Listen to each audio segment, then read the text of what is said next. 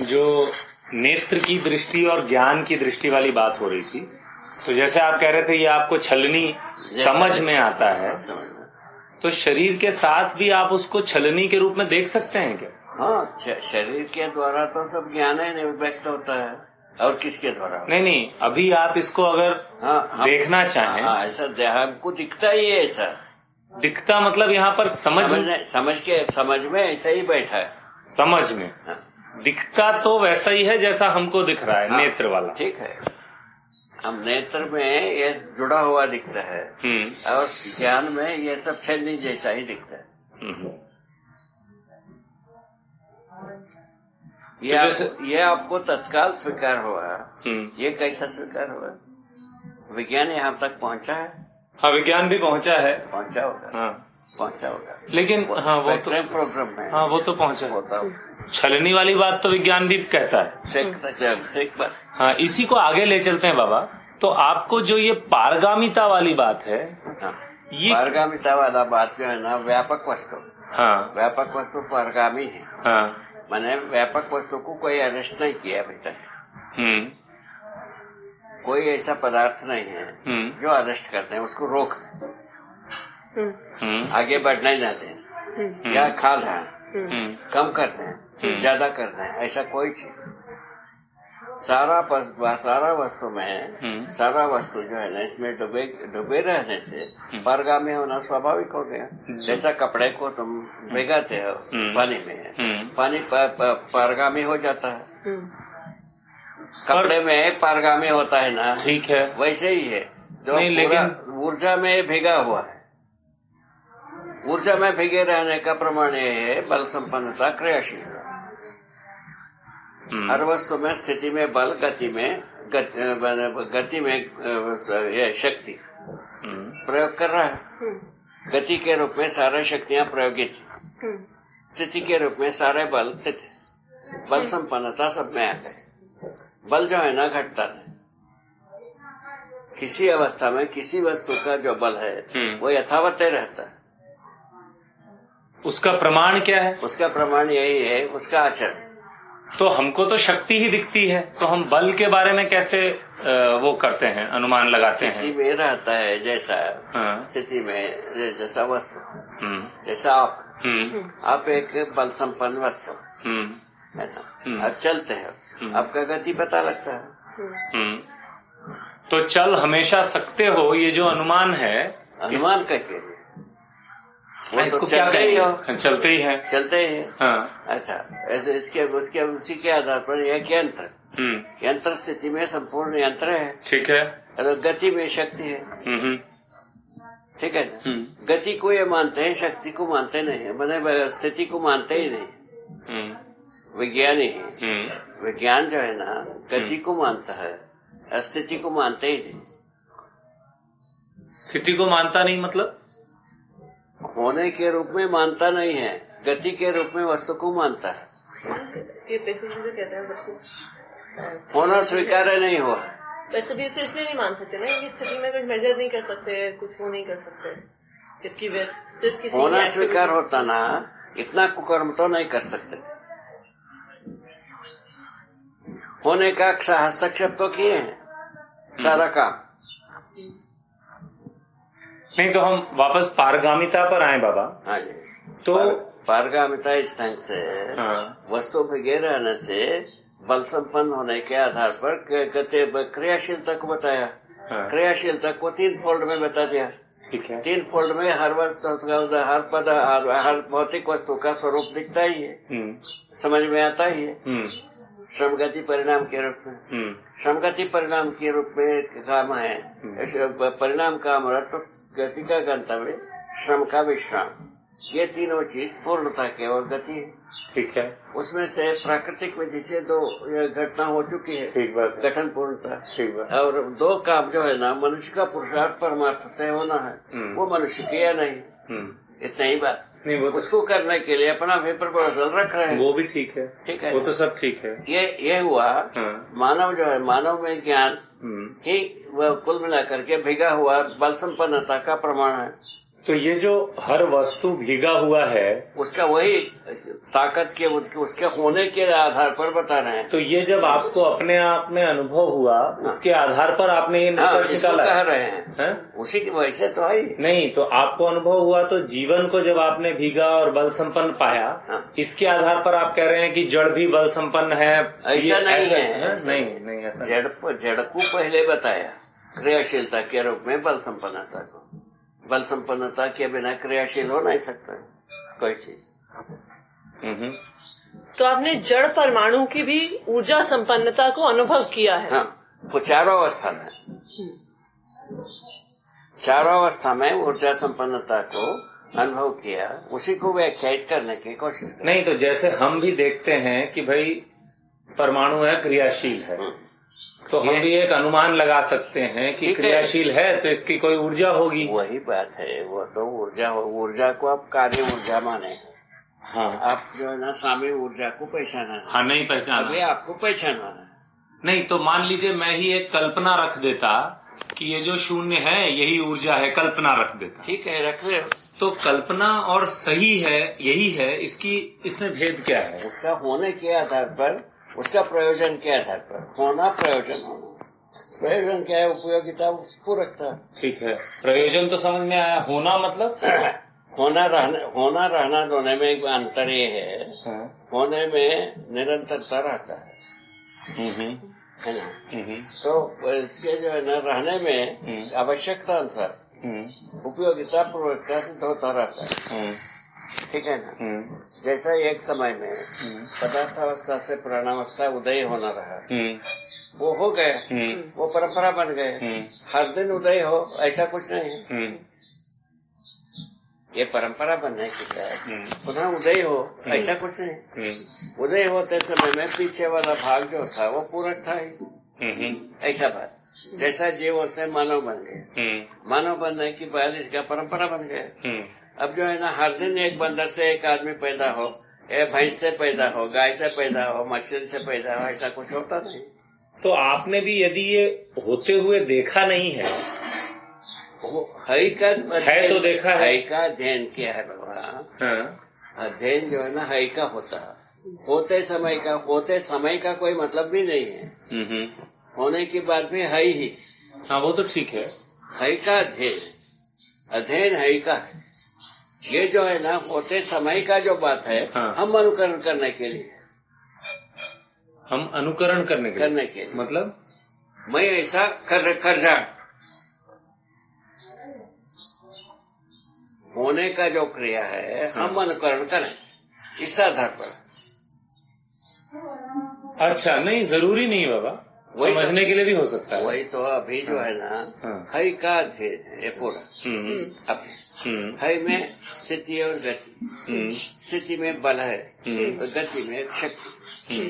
शक्ति जो है ना निरंतर जो है ना काम करता रहता है। स्थिति जो है ना सदा बना रहता है। आवश्यकता अनुसार गति होती रहती है और स्थिति जो है ना सदा बनता है, एक सा बना रहता है। हर स्थिति, हर यथास्थिति, जैसा यथास्थिति को बताया है, इकाई धन उसका वातावरण बराबर इकाई संपूर्ण बराबर यथास्थिति, ये फार्मूला बताया। तो हर यथास्थिति बना रहता है मतलब क्या है? जैसा 2 अंश का परमाणु, 200 अंश का परमाणु, दो सब अपने अपने यथास्थिति में है। ठीक है ना। एक प्रजाति के बीज वृक्ष न्याय अपने यथास्थिति में है, ऐसा अनेक प्रजाति के बीज वृक्ष न्याय यथास्थिति में नहीं। तो कुछ प्रजातियां लुप्त भी हो सकती हैं, परिस्थितियां लुप्त तो होने वाले बात है ना, मानव से संबंधित नहीं, उसकी जरूरत न रही हो, जैसे वो भी ठीक है। वो भी है, वो भी है। तो उसको फिर कैसे कहेंगे कि यथास्थिति है? वो बता रहे हैं ना भाई, यथास्थिति दूसरे के लिए पूरक हो गया, तो अब तो नहीं है ना। ठीक है ना। दूसरे में वो आ गया, समा गया, वो बनता है higher values contents, lower values, उस आधार पर बन जाती है। लेकिन जैसा अभी आपको बता रहे हैं, इसी धरती पर जो मोनोऑक्साइड से जीने वाला जीव रहे या जीव पेड़ पौधे रहे, वनस्पति रहे। ठीक बात। वनस्पति अब वो नहीं है। अब वो नहीं है। हाँ। क्यों नहीं है? हाँ। उसका प्रयोजन निकला नहीं है। हाँ। प्रयोजन निकलते तक परिवर्तन होता गया, गुणात्मक परिवर्तन। तो इससे हम फिर क्या है, क्या रहे हैं? फिर तो कोई चीज है नहीं है, उसको हम किसी न किसी विधि से समझा ही दे रहे हैं। नहीं बेटा, उसको ठीक से समझो। बताइए। रिएक्टिव वे में ना। हाँ बताइए। इसमें जो है ना प्रयोजन सिद्ध होना। क्या प्रयोजन सिद्ध होना? जो मूल रूप में जो ऊर्जा है वो मानव में प्रमाण के ज्ञान के रूप में है। ज्ञान प्रमाणित होने तक इसको कनेक्ट करना, कनेक्ट करा। तो जैसे कुछ पेड़ पौधे अभी हैं, तो आपने कहा कि जो है उसका अध्ययन है, लेकिन जैसे एक स्पीशीज से कोई नई स्पीशीज बनी है, एक रचना से कोई नई रचना बनी है, इसका अध्ययन आपने कैसे किया? वो तो देखो बेटा, उसके लिए आपको समझाया है कि रसायन उर्मी है। उर्मी का मतलब है नृत्य जी। रसायन का उर्मी का मतलब है रसायन नृत्य। रसायन में जो स्पंदनशीलता होती है उसको हम नृत्य का है। उसके आधार पर जो पूरा का पूरा प्राण कोशाएं तैयार होते हैं। तैयार होने के बाद प्राण कोशाओं में उत्सव होता है। कैसा उत्सव होता है? रचना विधि से। रचना विधि जब रासायनिक उर्मी से आई, उसके अनुसार रचना होने के बाद प्राण कोशाओं में उत्सव हुए। वो नया प्रकार की रचना विधि आ गई, नया रचना किया, ऐसा होता गया। प्राण कोशाएं जो है ना, के प्राण वायु से देने वाला है ना, अपान वायु से जीने वाला है ना, उदान वायु से जीने वाला, ये सब बताया है। इसके मतलब जो अभी जो ऑक्सीजन है, ऑक्सीजन के विपरीत जितने भी वायु हैं उसको 4 प्रकार से गणना किया है। उन चारों प्रकार की वायुओं से जीने वाले धरती पर हैं। ठीक है ना? जैसा मलाशय में कीड़ा होता है, वो उसी में जीते हैं, अपान वायु में जीते हैं। ठीक है, तो इसको क्या कहोगे? नहीं, तो आपने ये जो आपने बताया कि भाई रासायनिक उर्मी है और प्राण कोशाएं हैं, प्राण कोशाएं में ही नृत्य के माध्यम से होता है, ये आपने घटना रूप में तो देखा नहीं है। घटना रूप क्या चीज होता है? मतलब ये आप एक ऐसे का अध्ययन नहीं, पहले बता रहे हैं। नहीं है तो पेड़ पौधे हैं, उसमें प्राण कोशाएं हैं और प्राण कोशाओं में प्राण सूत्र है। प्राण कोशाओं का अध्ययन है। हाँ।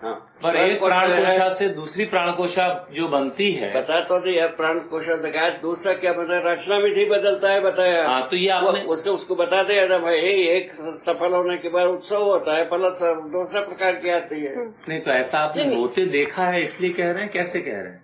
खरी का अध्ययन है, पुनः वही नहीं, देखिए ये दो हैं जो जितने भी विविधता है उसका अध्ययन हमने किया है। नहीं, देखिए विविध दिख रहे हैं, ये ठीक बात, और विविध में प्राण कोशाएं हैं, ये भी ठीक बात, सब में अलग अलग प्राण सूत्र हैं, ये भी ठीक बात, ठीक है। लेकिन उसका अध्ययन होगा नहीं, लेकिन किसी एक प्रकार से ही परिवर्तित होके दूसरे बनते हैं, उसका प्रक्रिया बताए ना भाई, उत्सवित होने के आधार पर। नहीं, तो ये बताया ठीक है, लेकिन ऐसा होते देखा है, कैसे बताया आपने? देखे बिना, हम समझे बिना किसी बात को लिखा नहीं है। नहीं, तो समझे बिना में जैसे विज्ञानी ने भी कुछ देखा और उसने लिख दिया। वो मिशन में देखा, यंत्र में देखा, हाँ, हमने अस्तित्व में देखा। वो ठीक है, उन्होंने इसके सुनो तो सही, अस्तित्व में देखा, उसमें जितना आपको अनुकूल पड़ गया है उसको आप स्वीकारोगे ही। नहीं, मैं तो ये जांचना चाह रहा हूँ। उसी विधि से कह रहे हैं ना भाई, आप ही का विधि से हम अभी बात कर रहे हैं। हाँ, बताइए। तो आप जो है ना, हम जो देखा है इसको पढ़ने से और जो यंत्र में देखा है उसको पढ़ने से जहाँ तक समानता आती है, एक दूसरे के साथ सहमत होते हैं, एक तो बात यह हो गए। ठीक है ना? अब प्राण कोशा उसमें असहमति की स्थिति कहाँ से है? जो हमारे में विगत में बनाया हुआ बात के, वो कहते हैं प्राण कोशाएं गलती करते हैं, हम कहते हैं उत्सवित होकर के दूसरा रचना करते हैं। ठीक बात है। दोनों का अंतर यहाँ से शुरुआत हुई। हाँ। उसमें आपको विचार करना, इसकी ये ठीक है कि वो ठीक है, सामने वाला व्यक्ति विचार करना। एक्चुअली प्रक्रिया तो देखिए बाबा, हम समझ गए हैं कि आप कह रहे हैं कि उत्सव से नई रचना बनती है। आधार होने से ये बनता है, मनुष्य के लिए मनुष्य को कनेक्ट करता है। नहीं, हम ये पूछ रहे हैं कि इस प्रक्रिया का भी आपने अध्ययन किया है? वही प्रक्रिया को ही अध्ययन किया है, घटना को भी अध्ययन किया है। अच्छा। दोनों विधि को अध्ययन किया है। तो जब क्या मतलब इसका प्रक्रिया का अध्ययन और घटना का अध्ययन? मतलब प्रक्रिया से घटना घटते रहते हैं। मतलब कैसे उत्सव हुआ और फिर क्या नई रचना कई बनी? प्रोसेस से ही हर घटनाएं घटी हैं, वो प्रोसेस को बताए हैं। तो प्रोसेस आपने किसी एक केस में देखा होते हुए है, देखी है? देखे हैं तो समझे हैं, तभी तो लिखे हैं। दूसरे विधि कहाँ से आएगी? तो जब आप संयम में बैठे थे और आप प्रकृति का अध्ययन कर ये रहे सब थे, बात चुकी है। तो उस अध्ययन में ये सब आपने ये सब बात चुकी है। देखा, तो समझा है। ये किसी धरती पर शायद हो रहा था, वो आपको दिखा होगा, ऐसी बात हो सकती है? प्रकृति, पूरा प्रकृति में हाँ। यही क्रियाएं हैं। हाँ, नहीं मतलब अगर उस भौतिक वक्त क्रिया सुनो तो सही, तो पकड़ो तो सही। पकड़ में नहीं आ रहा है, इसलिए अपन ज्यादा बात कर रहे हैं। हाँ, बताइए। तो भौतिक क्रिया, रासायनिक क्रिया, जीवन क्रिया, तीन क्रिया को वर्णन किया है हमने, जो जैसा देखा। ठीक है। वो क्या है, कैसा घटित हुआ है, कैसा है, ये दोनों चीज को रखा है। उसको आपको अध्ययन करना है। उसमें एक परेशानी हो तो हमसे पूछना है। बात इतने ही। नहीं, अध्ययन करने का मतलब क्या बाबा? जो आप बात कह रहे हैं वो हमको तर्कसंगत लगती है, बाकी सारे प्रस्तावों से ज्यादा तर्कसंगत लगती है। ठीक है, वो तो बात सही है। लेकिन उसमें कुल मिला के हम इसको जान रहे हैं, ऐसा थोड़ा कह सकते हैं। हमको लगता है भाई आपकी बात ज्यादा स्वीकार होती है और इसको जीने में ज्यादा सुखद भी लगता है, इससे औरों के लिए भी उत्तर निकल के आते हैं। इतने तक ठीक है, तक तो आ गए। हाँ। उसमें अपने में संतुष्टि पाने वाले बात शेष है। हाँ, संतुष्टि। हाँ, शायद अच्छा, तो वहीं पर हाँ, ठीक है। अपने में संतुष्टि पाने वाली बात हुआ, प्रमाण के बिना नहीं हो सकती। अच्छा, स्वयं प्रमाणित होना ही पड़ेगा। तो बट आप कहते हैं अनुभव के पहले प्रमाण नहीं है। नहीं है तो ये तो बात है ही है। अनुभव के लिए यही सब समझना है। हाँ, तो समझे बिना नहीं हो तो सकती। ये तो फंस जा रही गाड़ी। कैसे को फंसता तो है? समझे हम कैसे? क्या कह समझना रहे हैं? नहीं है, समझे बिना प्रमाणित हो जाओगे। नहीं। हाँ, नहीं तो आप पूछ रहे देखिए, अभी समझे हमने कैसे? कहा कि समझे कैसे, तो आपने समझे कहा अध्ययन से। तो अध्ययन में क्या मतलब? आपकी बात ठीक लगती है, इतने में बस स्वीकार लगने लें। से पर्याप्त नहीं हुआ, आप जीने से पर्याप्त हुए। बाबा, प्राण कोशाओं में मैं क्या जीने हो जाऊंगा? गए भाई, प्राण कोशा से शरीर ही बना है ना रे। वो तो बना हुआ तो है। फिर क्या मतलब? उसके बारे में स्पष्ट होना। स्पष्ट मतलब हमारा ठीक- शरीर इस प्राण कोशा से, इस विधि से बना है। ये गर्भाशय में रचित होता है। ठीक है। इतने को समझना शरीर के समझ में इतने ही है। समझना या स्वीकारना? समझना भाई, समझना मतलब क्या? समझना माने कैसा बनता है, क्यों बनता है, दोनों का उत्तर होना। ठीक है, नहीं तो ये वो- तो बात हो गई। लेकिन मैं तो आपकी बात को सुनो तो सही, कैसा बनता है, क्यों बनता है, क्यों कैसा, ये कुल मिलाकर के तर्क का आधारित नहीं। ठीक है। इस विधि से ये पूरा होना। हाँ, कहाँ तक? रासायनिक भौतिक वस्तु तक। ठीक है। उसके बाद जीवन वस्तु आता है। जीवन वस्तु आने के बाद चेतना की बात आती। ये तर्क से नहीं होता है, समझ से ही पूरा होता है। ज्ञान जो है ना, तर्क उसमें पहुंचता नहीं, छू नहीं पाता। अनुभव ही इसका आधार है। उसमें क्या गए? जीव चेतना, मानव चेतना, देव चेतना, दिव्य चेतना, 4 अवस्था हो गए। चेतना की 4 अवस्था। उसमें से जीव चेतना जो है मानव के लिए निषेध का सब कुछ निषेधनी का आधार हो गया। ठीक है। विधि का आधार जीव मानव चेतना हो गया। ठीक है। और उससे श्रेष्ठ जो है ना देव चेतना हो गया, उससे श्रेष्ठ दिव्य चेतना हो गया। इतने तो लिखा है। ये आप भी अनुभव कर सकते हैं, हम भी अनुभव कर सकते हैं, दूसरा भी कर सकता है। ऐसा हम शुरू किए। अनुभव करने की क्षमता हर जीवन में बना हुआ है। वो तो ठीक है। मानव जीवन, ठीक है। उसका आधार है हर व्यक्ति सुखी होना चाहता है। हर मानव सुखी होना चाहता है, हर जीव जीना चाहता है, ठीक है। इसीलिए जीव चेतना विधि से मानव को निषेध नहीं हो गई, और इसके जो सुखी होने की विधि से विधि हो गई। इतने तो बात हुई। हर जीव जीना चाहता है, हर मानव सुखी होना चाहता है, जबकि तात्विक रूप में दोनों जगह जीवन एक ही है। ये जो फर्क है ये फर्क यही है, शरीर रचना। शरीर रचना ऐसा बड़ा है मानव का, कल्पनाशीलता का स्वतंत्रता प्रकट हो गई, उसकी वजह से ये नीड बन जाता है, ये सुख की अपेक्षा बन गई, ऐसा बना।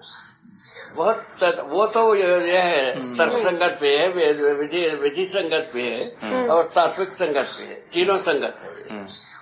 ये तो बात ठीक हो गई। एक्चुअली हमारे सारे सब प्रश्न यहाँ से आ रहे हैं कि जो सब आपको दिखा है क्या हमें भी दिखेगा? हाँ, जब आप परमाणु की बात करते हैं, अध्ययन से ही आपको दिखना। अध्ययन सहज है, हर व्यक्ति के लिए सुगम है। तो अनुसंधान जो है ना हर व्यक्ति के लिए प्रिस्क्राइब्ड है।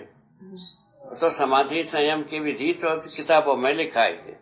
यदि वो कोई संविधान अनुसंधान करना तो उसको कोई रोकता नहीं, उसमें कोई परहेज नहीं। सब कोई धारणा ध्यान समाधि के बारे में सोच नहीं सकता और डेडिकेट हो नहीं सकता। अध्ययन के लिए डेडिकेट हो सकता है क्योंकि सुखी होना चाहता है। ठीक है ना? इसके आधार पर हम इसको प्रपोजल रखा है। तो बाबा नहीं तो हम भी ऐसे ही भाषण देने वाला बात हो जाता, ठीक बात है, उपदेश देने वाली बात हो जाती। तो आप जैसे साधना संयम की विधि से आपको अनुभव हुआ, फिर आपने अनुभव मूलक विधि से अनुभवगामी पद्धति को अडॉप्ट किया, मैंने अडॉप्ट किया। ठीक है, आपने बताया कि इस रास्ते से हम अनुभव तक पहुंच कर सकते हैं, अनुभव कर सकते हैं। तो आपने अपनी पद्धति से एक अलग पद्धति बताई है। अलग तो, कई क्या पद्धति? परंपरा में अध्ययन पद्धति रहा ही है। अध्ययन पद्धति में दो भाग है, पठन पद्धति, अनुभव पद्धति। पठन पद्धति तक पहुंचा है, अध्ययन अनुभव पद्धति तक नहीं पहुंचा है। उसको पहुंचाने के लिए अपन प्रपोजल रखे हैं। ठीक बात है। हाँ। तो आपको जैसे संयम से अनुभव हुआ, आपको ये कैसे भरोसा बनता है कि हमें अध्ययन से हो जाएगा? वो तो क्योंकि जीवन ज्ञान हमको हुआ है। जीवन ज्ञान होने से ये आ गया है कि जीवन की ऐसी भी कैपेबिलिटी है, ये आपको जीवन ज्ञान से पता लगा। हाँ। कि या तो अनुसंधान विधि से पहुंच सकता है या अध्ययन विधि से पहुंच सकता है। अनुसंधान तभी होता है, किसी किसी को होता है। अनुसंधान भी अध्ययन पूर्वक ही लोकोपीकरण होना है, ये भी आ गया है।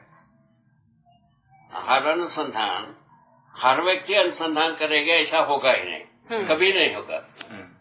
मैंने दिव्य मानव होने की बात में परंपरा, हर व्यक्ति अनुसंधान करेगा ऐसा नहीं होगा। ठीक है ना? उसकी आवश्यकता भी नहीं है, आवश्यकता ही नहीं बनता। यही बात, तो यही बात के आधार पर लिखा है, अध्ययन विधि से परंपरा बनता है।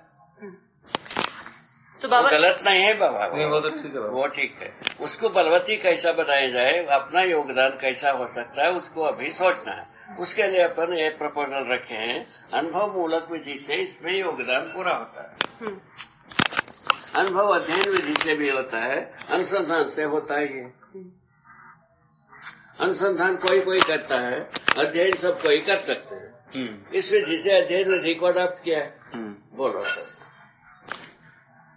ये ठीक कुछ हो जाएगा आपको। वही खाल उतरना चाहता है कुल मिला के। बात इतनी है ना, आपको भी बोध होता है ना, ये तो क्रिया है। मतलब बोध आप वैसे बोल गए सामान्य, तो हमको जो है ना खाल उतरना आपको बोध होता है। हाँ, तो बोध ही बोलना, क्रिया यहाँ है। हाँ। क्रिया यहाँ पैर के ऊपर। हाँ, नहीं वो तो ठीक है, और बोध जो है ना आपको होता ही है। तो इसके लिए बोध शब्द उपयुक्त है क्या? ठीक है, वो ये बोध की वस्तु है ये भी। हाँ, घटनाक्रम का जो सूत्र है, हाँ, वो बोध की वस्तु। वो बोध, लेकिन फिर गलत नहीं बाबू। हाँ? वो कभी कभी हो सकता है भाषा के रूप में। हाँ। इसके बदले में यह हो सकता है, या कहीं होगा, नहीं तो सब जगह में नहीं है वो। लेकिन काफी जगह सूट कर गए हैं। नहीं, लेकिन जैसे आपने कहा कि खाल उतरना चाहता है, ये यहाँ की इसकी, हाँ, उसका बोध आपको होगा। तो ये तो जैसे कोई किसी ने शरीर विधा पर कभी पहले खूब काम किया होगा, तो उसने भी एक ऐसा अनुमान लगाया होगा कि खुजली खूब हो रही है तो इसलिए होती है कि खाल निकलना चाह रही है। तो इसका मतलब क्या उसको बोध हो गया था? और क्या, हाँ, सामने वाले को खाल कैसा उतरता है ये बोध होता है। लेकिन फिर तो जो हम कहते हैं कि भाई हर आदमी 4.5 में जी रहा है, वो ठीक है ना। हाँ, वो 4.5 में जो रहा है, हाँ, उनको भी ये बोध होता है, हाँ, माने साक्षात्कार होता है, हाँ, खाल उतरना। तो वो साक्षात्कार हुआ फिर? हाँ, साक्षात्कार होता है तो बोध होता ही।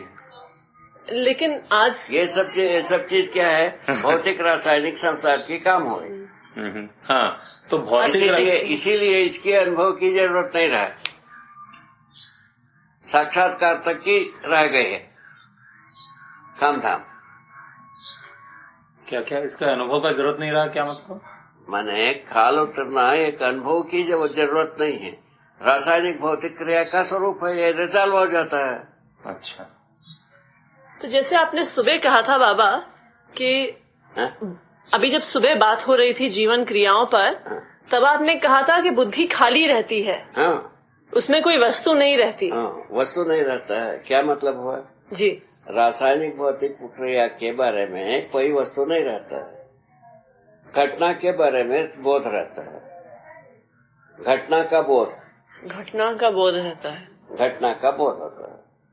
मतलब ये जो खाल उतरना है घटना है ना हो, इसका बोध होता है, इसका प्रयोजन कुछ नहीं, इसीलिए अनुभव की वस्तु नहीं बना। नहीं, प्रयोजन तो है ना बाबा शरीर स्वस्थता के अर्थ में। ठीक है, शरीर को जो है ना मोटा बनाना पतला बनाना कई प्रक्रिया है। हाँ। इसकी स्वीकृति हो जाता है चित्रण तक की, उसका प्रयोजन हो गया। घटना कैसा होता है बुद्धि तक पहुंच गए, उसको निरस्त कर दिया, यही रहो स्मृति की एक जगह में। स्मृति जो है ना चित्त में होता है, वही चित्रण क्षेत्र में ही रहता है। तो स्मृति रहता है, यही कहना चाहिए। हाँ, बोध क्यों कह रहे हैं? बोध पूर्वक ही एक घटना की बोध होकर के स्मृति में डिपॉजिट होता है। अच्छा, तो आप घटना का बोध होकर के प्रयोजन के आधार पर अनुभव होता है, प्रयोजन इसके कोई कुछ नहीं है, इसीलिए स्मृति में आ गए। अच्छा, तो ये ऐसा जीवन क्रिया में होने वाले कार्यक्रम है। तो जैसे आप कह रहे थे आज सुबह के साक्षात्कार, गाड़ी को मैं खड़ी किया हूँ, यहाँ से निकलोगे नगर पंचायत स्वरूप है, वही वस्तु बुद्धि तक पहुँचता है, घटना उसके बाद स्मृति में डिपॉजिट होता है। मुझे नहीं समझ में आया। जैसे आपने सुबह कहा, इसको मुझे समझ में आ गया बाबा। क्या इनसे पूछ लेते हैं क्या कह रहे हैं ये? हाँ। जैसे सुबह बाबा ने कहा था ना कि कुछ वस्तुओं का साक्षात्कार होता है तो बुद्धि में डिपॉजिट हो जाती हैं। जो एक रासायनिक भौतिक घटनाएं हैं ये बुद्धि तक पहुंचती हैं, लेकिन वहाँ पे डिपॉजिट नहीं होती हैं, क्योंकि बुद्धि के क्षेत्र में आके डिपॉजिट होता है, वापस हो जाता है। तो बुद्धि में जा रही है कि नहीं, इसका क्या प्रमाण है? बुद्धि में स्वीकार रहता है ये घटना हुआ है।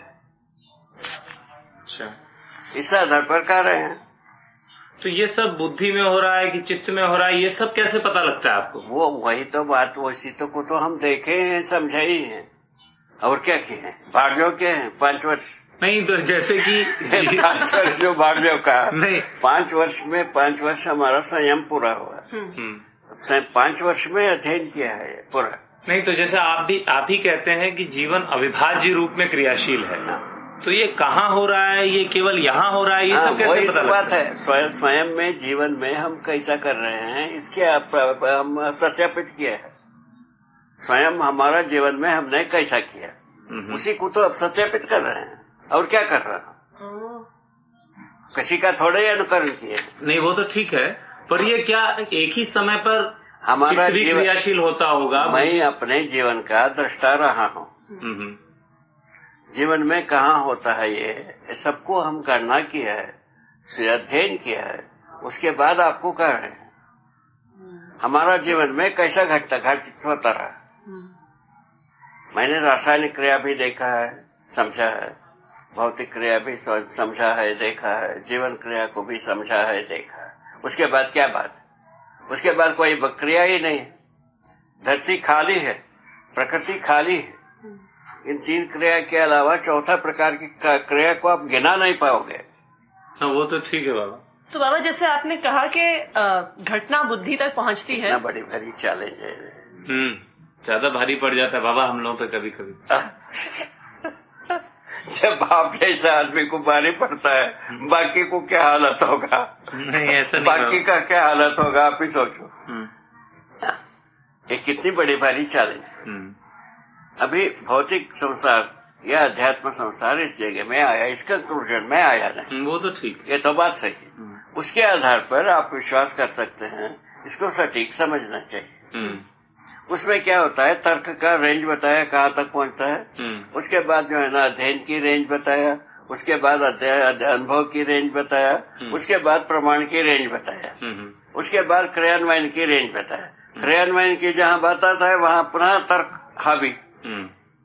जहाँ तक अध्ययन करना है वहाँ तक तर्क तो पहुँचता ही, इधर जो है ना पहुँचाने की तरफ ये सहायक हुआ, उधर प्रमाण करने के लिए सहायक हुआ। वो ठीक। इस ढंग से ये तर्क का जो पोस्चर है विज्ञान का देन है, वो ठीक। ये आदर्शवादियों का देन नहीं है। वो ठीक बात है। ठीक है ना, ठीक मूल्यांकन किया, वो ठीक है। इसके लिए थैंक्स। ठीक है। आदर्शवादियों ने पहले से सत्य है ये हमको एक सूचना दी है, उसके लिए थैंक्स। ठीक बात। ठीक। क्या गलती है बताओ, क्या गलती की है? कोई गलती नहीं है बाबा। कल ये बोलते रहे राम बहादुर राय, उनको जब कुछ बात लेखा पढ़ी किया, उसके बाद उसके आपका जो है ना आपके अनुसार जो है ना अध्यात्म को नकार रहे हो, है ना। यदि उसके समय में हम अनुभवात्मक अध्यात्मवाद निकाल करके दिखाया, ये क्या कहता है कि अध्यात्म को अपनाना है कि नहीं नकारा, उसको पढ़ के देखो। लिखा है अनुभवात्मक अध्यात्म, रहस्यात्मक अध्यात्म के जगह में अनुभवात्मक अध्यात्म जो है ना आदमी को सहायक होगा, ऐसा मैं लिखा हूँ, ऐसा बताया। अनुभवात्मक अध्यात्म चाहिए कि रहस्यात्मक होना चाहिए, वही बोला अनुभवात्मक होना चाहिए, बस इतना ही बात। राम बहादुर।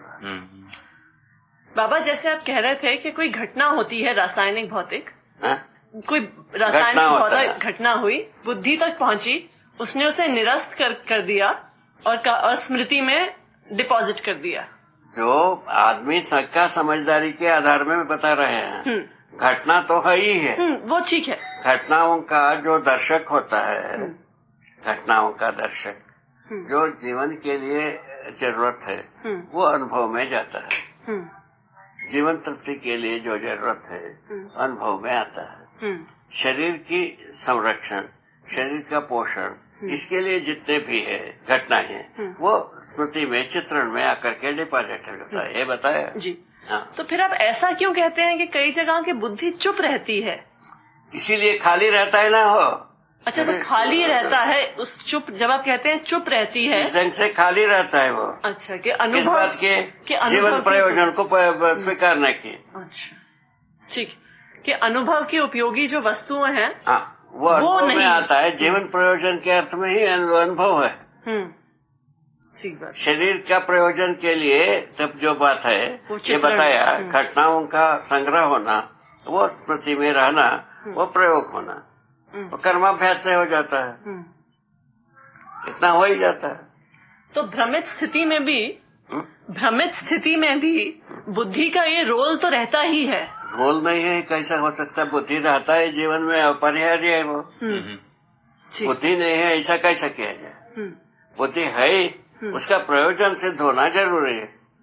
प्रयोजन क्या है? जो जीवन तृप्ति होने के लिए बोध होना, वो उसके लिए अभी एक प्रपोजल तैयार कर दिया, उसको कैसा कंसल्टेटिव डिमार्केट किया, तो अब आदमी जो है ना सारा प्रयत्न से तो मनाकार को साकार किया, मनस्वस्थता का बेरानी रही, उस जगह को भरा जाए, इतना ही तो बात है।